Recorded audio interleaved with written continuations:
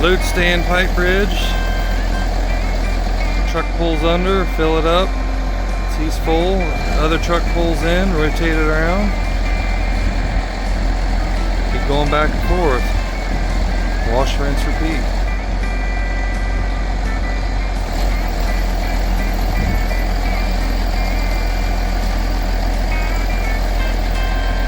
Instead of doing 2 drops, we did a single drop with the swing tube.